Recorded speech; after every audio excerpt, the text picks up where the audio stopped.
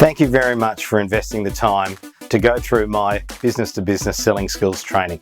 I really appreciate it, and I just want to reinforce that my desired outcome for doing this course was to increase the skill levels 1, 2, 3, 4 notches of the people out there that are actually going to the effort, putting their egos or their emotions on the line to be able to make a sale. Because as I said right at the beginning, nothing happens until somebody sells something. And sometimes, depending on how emotional you get about it, sales can be a very difficult thing. You can be open to a lot of criticism, you can make an enormous amount of effort, sometimes for very little reward. And what I wanted to do was to deliver some specific skills, some specific tools that people out there can use so that they can be better in their craft, so that they can better serve their clients, so that they can have a more fulfilling career experience in sales. So I wanted to recap what we've gone through. So number one, you've got your job description. Your job description is to identify and satisfy the customer's need profitably.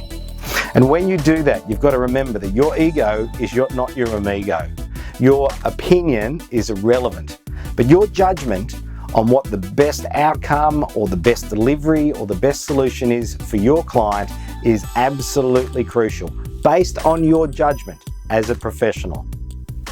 In doing that, you've got to understand that you've got to get the information about what their needs are, because information equals power. Not only does it give you a better opportunity to provide either a better product or a better solution, but it allows you to add value into the sale. And value means profit.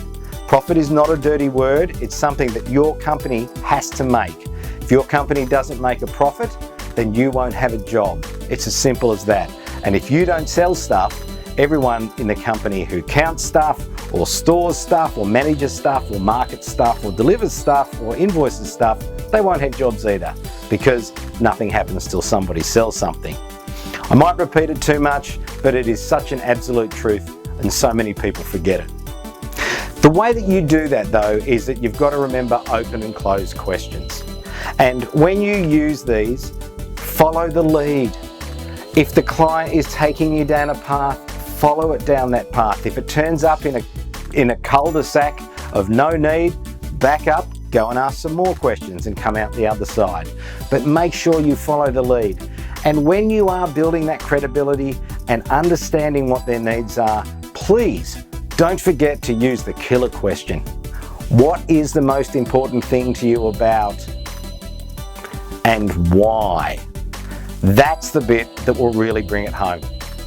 Then when you get to the end of the sale and it's your job to close the sale, to get commit from the client, just remember the rule. If the salesperson says it, the customer can doubt it. But if the customer says it, it must be true. Find those 2 or 3 questions that you can ask that the customer will turn around and give you the answer that basically says, yes, I'm telling you this and I want to buy from you. That makes you a success. And once you've done all those things, once you've used your skills to be able to get to that point, set the agenda of what's going to happen. Vitally important. When you're following up, remember, first in, first serve, and to death do we part. It's not over until you say it's over. And then when you finally get to the end of it, you've got to look at the process that you're going through and make it as easy as possible for customers to purchase from you. So you need to identify the problem that's going to happen after the problem that's going to happen next. I look forward to being in contact with you now that you've finished this course. I'll be in contact with you within the next week. I'd like to get your feedback on which bits you thought were useful, which bits you think can be improved. And overall, I want to be able for you to be able to have a B2B selling skills strategy that you can use in your business effectively with your clients every single time. And you need to do that. And you need to do that because nothing happens until you sell something.